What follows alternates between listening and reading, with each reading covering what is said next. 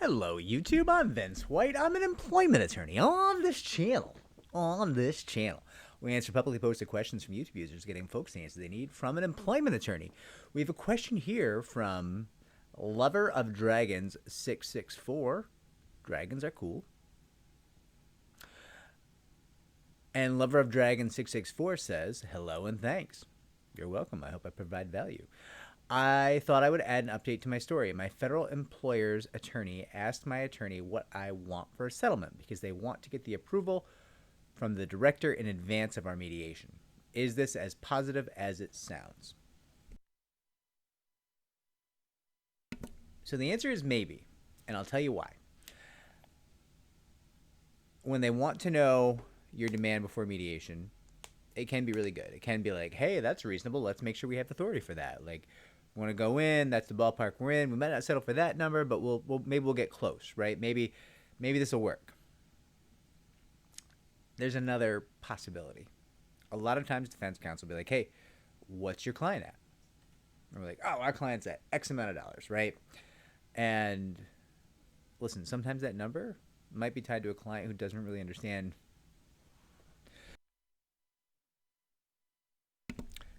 how cases are valued, right? So I always go with that 30 mil example, right?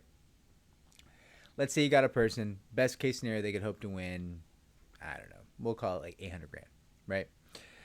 Realistically speaking, like it'd be hard for them to win more than $800,000. Even if a jury gave them more than $800,000, very likely a judge would cut it down, and the judge would probably cut it down anywhere from 5 to 800K.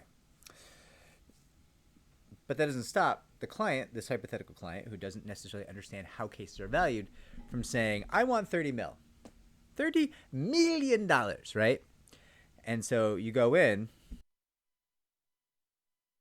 and you have this conversation with defense counsel. Defense counsel is like, where's your client going to start the mediation? And you can't sell your client out, so you say, at 30 mil. 30 million. And defense counsel is going to say, well, that's stupid. Why don't you have a conversation with your client about how stupid they are? And I would say, I don't think my client is stupid. But the reality of the situation is, secretly, I don't think my client is stupid, but I definitely think my client doesn't understand how cases are valued, and they're doing a stupid thing, right? The client themselves is not stupid, but as all human beings do, they're making a stupid decision. We all do that from time to time. Certainly, I more than my own fair share. So now defense counsel has a bit of a quandary. They could bill their client for 8 hours, which could easily be $10,000 or more, on a wasted mediation, which they know is a waste because my client's coming at 30 mil and refuses to even listen to me. And defense counsel isn't, I don't have to say it. Defense counsel knows that I'm not like here telling my client to make a demand for 30 mil on a case that's worth 800K. They know, because that would be an act of self-loathing on my part, right? So they're like, okay, what do I know? Client's coming at 30 mil. Vince can do math, mostly. So there's no chance Vince told this client to demand 30 mil. So this client's out of control, won't listen to anybody, and is doing dumb shit, for lack of a better term, right? Client's engaged in self-harm and won't listen to anyone. Is what the defense counsel knows, right? So now defense counsel's got a tough scale to balance here, because right off the bat, defense counsel wants that 10 grand or more that they can bill for showing up for the mediation. They want that money. And if they go to the mediation, they get that money. But their client might be mad, because their client might be mad that defense counsel wasted that money and wasted that day and showed up to a mediation they knew was never going to go anywhere because the client was starting at 30 mil. And you might say, well, the client could start at 30 mil, but they could come down during the mediation.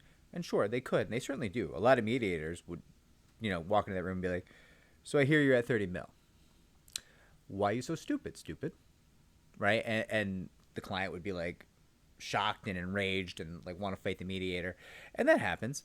But like that mediator could get through to the client and be like, yeah, you're saying dumb shit because you can't grasp that there's a limit on what you can earn, right? Like, this case is only worth so much. Why would they pay you more than you could hope to win? Your demand is stupid, right? And sometimes the mediator can get through because the mediator can hammer the client in a way that I can't, right? Like my job is to fight for this person, and this person's been through a lot. So I can have lots of conversations and be like, hey, you know how we talked about how cases are valued? And you know how you ignored everything that I said, and you just made up a number, and you're engaged in self-harm?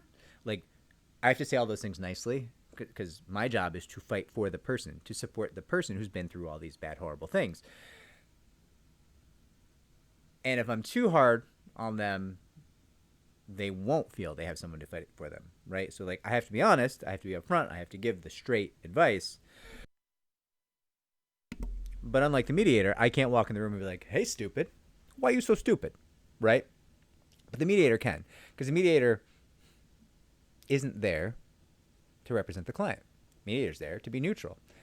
And part of being neutral is when you see stupid, you call it stupid, right? So fundamentally, it could happen that the client comes in at 30 mil and gets knocked down to a realistic number and you get a settlement, right? That's possible. But defense counsel might view that as unlikely. And Lover of Dragons, none of this applies to you. I'm just giving all the possibilities of what could happen. I think for you it's very positive because I think you're very reasonable. But the situation is as such. Defense counsel has to decide, is this a good use of my client funds? Which for most defense counsel sounds more like, am I going to get in trouble if I bill all this time with my client, right? Like, is this client going to fire me if I bill all this time and I produce no benefit for my client, right? But it's close. That's at least close to, is this a good use of client funds, right? And listen, there's great defense counsel out there who really are like, is this a good use of my client's funds? Like, not all defense counsel are cut from the same cloth. And I'm being a little bit facetious here. I'm just saying that, there's a fair number of defense counsel who their metric for should they go to mediation on a wasted mediation is, can I get away with it? That's all I'm saying. So depending where the plaintiff comes in, defense counsel might just be like, yeah, this mediation's stupid. Like, I got to pay this mediator like $6,000 for the day. I'm going to charge my client $10,000, $12,000. Let's cancel it. Plaintiff's counsel, if you can get your client under control, I'm happy to reschedule. I mean, your client's got to come at least in with a number that she or he could hope to win at trial. But if you can't do that, the settlement discussion has no value, and I'm not going to waste all this time and money. I'm going to go work on other cases where I'm not going to get in trouble because I'm not wasting my client's time, right? So, Lover of Dragons, yeah, I think it is positive. Probably. But if you're playing with wild numbers that don't fit to the formulas of what you could hope to potentially win and how, damages are calculated in this field, then you might have problems. So I suspect you've already done this, but you might want to take a look at our damages calculation playlist. You might want to have a conversation with your attorney and just make sure that your numbers are realistic. And I'm sure they are because I've interacted with you before and you seem very sophisticated and intelligent, right? So the second half of this video, the part where it could be negative,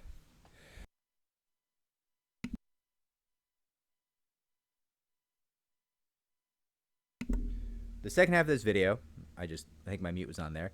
The second half of this video is actually created for someone else, not for you, someone who's less realistic with their numbers, okay? Anyways, I hope this was helpful. If it was, like, subscribe, comment down below, share the channel so it can grow. Take care.